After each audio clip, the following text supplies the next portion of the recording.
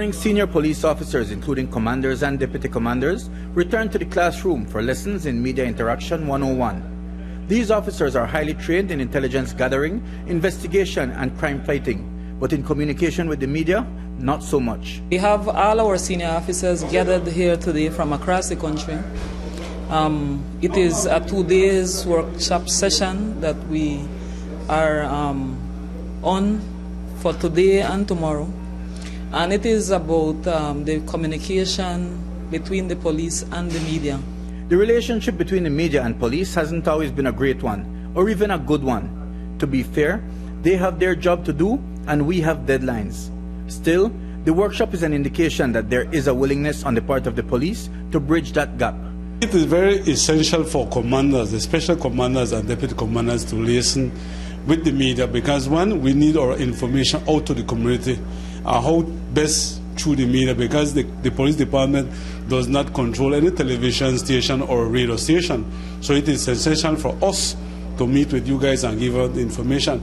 But I think sometimes because of the quickness of how the media wants the information, some commanders would prefer to pass off that responsibility to the press officer. As police officers, we are often faced with news, right? That is within the scope of our duties.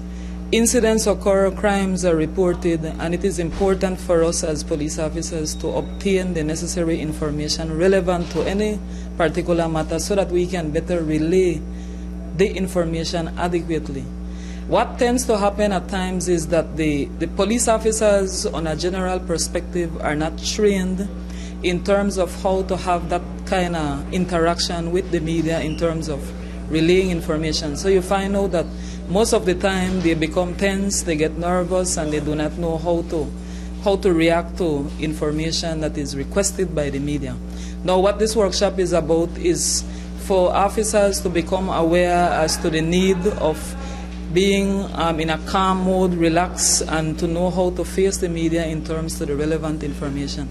The workshop will be an intensive session with officers coached on information management and also thinking on their feet when the often voracious and sometimes devious media comes calling. Of course, the psychosocial part is very crucial, meaning the thinking, the mentality of the police officer, that every person is equal. So whether or not the situation is very volatile, he or she knows how to approach it and how to address it. We're looking at skills, so communication skills are very critical, non-verbal, very especially.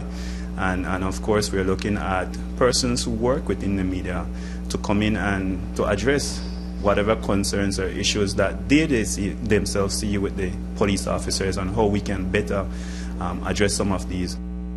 And since we are often guilty of criticizing the police for their perceived deficiencies, today we gave one senior officer a chance to point out one major criticism of the media. The media tend to base a lot on what they hear. The police need time to investigate. What the media need to do is to give that time period for the police to get the necessary evidence or information. Because from time to time we will hear the media on the news saying that there's 3-4 murders, when after the dust had settled in relation to that matter, it was found out that it was one individual. But because the media, some members of the media, and I would refer to it as irresponsible media broadcasting. Apart from commanders and deputy commanders from police formations, the session also included senior officers in special police units. Mike Rodon for News 5.